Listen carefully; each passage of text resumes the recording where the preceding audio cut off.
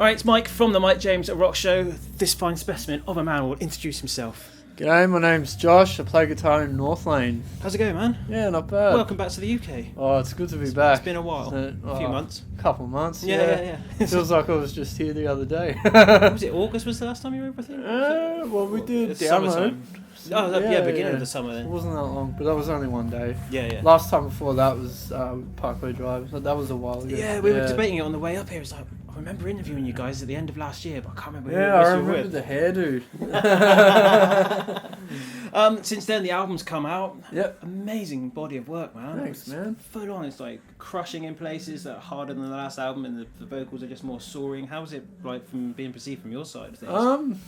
Yeah, like we're having a lot of fun playing these songs live. Awesome. Like they were really every time we go into the studio, there's a lot more sensibility about how we arrange the music based on how we know it'll translate live, right? Yeah. And I think we get a little better every time. So for us, like, we feel these songs translate better live. We have more fun playing them, to be honest. And you know, they've been going down really well. Did you design them for sort of like the next tier up? Yeah.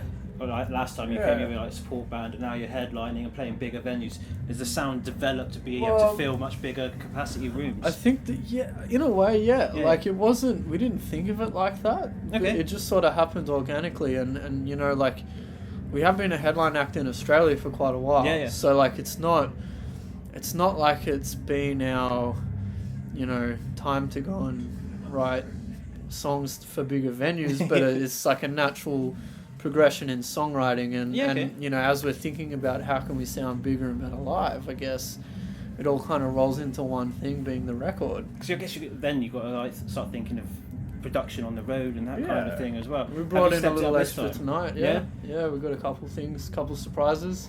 Awesome. Is that for the whole of this tour, or just the UK? Yeah, for the whole tour. Because you're basically now on tour for the rest of your life by the looks of it. You've got sell-out dates in the UK, then you're back to Europe, then the States, Australia in a few weeks' time with sell-out dates already. The missus is not happy. Like we're flat out, mate. Like I'm on tour until I get home the day before Christmas Eve again. Sleep it off and miss Christmas completely. Yeah. And then I got like 2 weeks off and then kick it off again early next year. We haven't announced all that. It's mostly around Australia, Soundwave Festival. Do a bit of regional stuff at home, probably hit New Zealand and Japan and a couple other spots. Get all the territories covered. Yeah, and then I don't know, we're gonna come back to Europe, UK a bit before middle of next year. Nice, man. Just in time for festival season, or your own headline type of tour? Is it still too early? I can't say. Maybe with someone bigger, but you can't. There are plans afoot. There are plans afoot. That's awesome, man. Afoot, that's a good term. I like that. Plans afoot. I think that's a very British thing to say. It is. Is there plans to release another sort of lead single or something? Because you've had, was it Obelisk and Rot out already? Both crushing tracks. So we did Impulse as well. Of course, that's come out with this tour, isn't it? Yeah, we were going to do another video. Okay. But recently a couple of other things have kind of come into the works that we've been mucking around with too. Yeah. So the priorities sort of shifted a bit. Like we're doing something at Maidavale for the BBC. Ooh. On the day we play in London, and historical venue at Maidavale. Yeah, I can't wait. And it's not the only thing. There's a couple of other things that we're working with at the moment. Okay.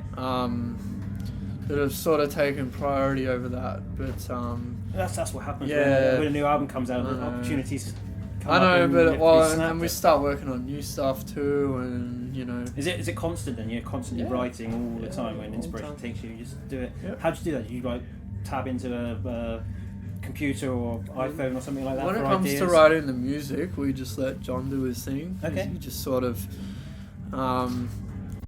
it all sort of comes out of him at the same time. Just pouring out of creativity. Yeah, pretty much. And on this record, I worked with Marcus on all of the vocal stuff. So like, it was mostly me writing the lyrics, him handling the melodies and the phrasing. Yeah. We worked very closely with our producer on that. Will Putney too. And, he's worked with some big names as well, hasn't he? Yeah, well, it's the second time we've worked with him. And he mixed our first record as well, so he's a good friend of ours. Feels like a member of the band now. Yeah, and it was good to go back to him because I feel like the record would have turned out very different if it wasn't for him, and he really understood what we had to do with it. I think more than anyone else could have. He's part of the family then, really. Yeah. Will's part of the family. He's my dad. I'll drink to that. What can the UK expect from this leg of the tour then? You're going to be mostly new tracks, or is it just absolute smashers? Well, we've got a nice balanced set, I think. Okay. There's a little bit in there from every record. Nice. There's a lot of ups and downs too. Like, we don't like to just play hard out songs all night. We like to slow it down in parts and then pick it back up. Because you've got those tunes to be able to do that as well. Yeah. If you wanted to play a Bliss outset, I'm guessing you can do that. Or like if we were doing a support tour and we wanted to play half an hour of heavy songs or half an hour of softer songs, we could do either.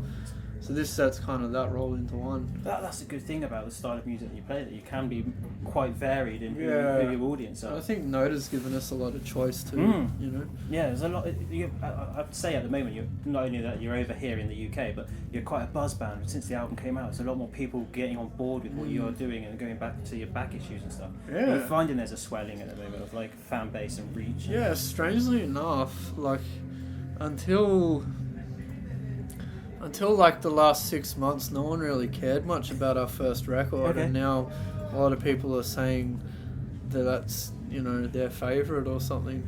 And I mean, people going back and discovering your earlier stuff. Discovering discoveries. Yeah. Then hopefully people will also discover the bands that influenced you, and they'll get resurgent from those bands as well. Totally, man, and they can even track like how we've changed our sound with even the bands that we toured with. Like I'll tell you, we toured with Carnival awesome. After we released Singularity. Okay. We supported them in Australia, playing these huge venues like 2,000-3,000 cap rooms. Wow. And I think that was a huge turning point for us because they showed us, like, before then we'd just been touring with metal bands for the most part, and we kind of realized that we didn't just have to play heavy music and jump around on stage to put on a good show, That's cool. The music mattered just as you much. learned from being on tour, not just a gig, man. it was a whole learning experience. Yeah, totally. That's cool, man. That's the next level, and then you step up again and again. Yeah. Awesome. So everyone should go listen to them. Well, they've been over here quite a few times actually. There seems to be a lot of love for Australian bands at the moment.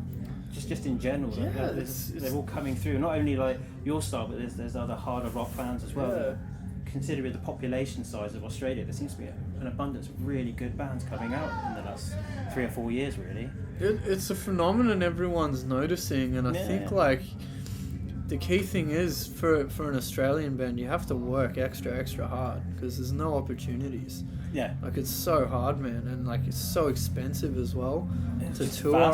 Vast covered area, isn't it, as well? Yeah, there's hardly any tours happening that you can get support slots on. So like, they got it really tough, and bands are forced to become unique because there's no room for two of the same thing. Okay, yeah. And they're forced to really fine tune their sound. So when they finally get it right and they get the opportunity to start branching out around the world, they just smash everything in their way. Ground running, I think so. Yeah, totally, man. That's awesome, man. It's been an absolute pleasure chatting to you. I hope the album and the rest of the tour skyrockets. Thanks very much, mate. I appreciate it. I'm sure we'll catch up with you next year when you come back. Thanks very much, man. That's cool. Looking forward to it. Cheers, man. Thank you. We'll have a beer next time. Yeah.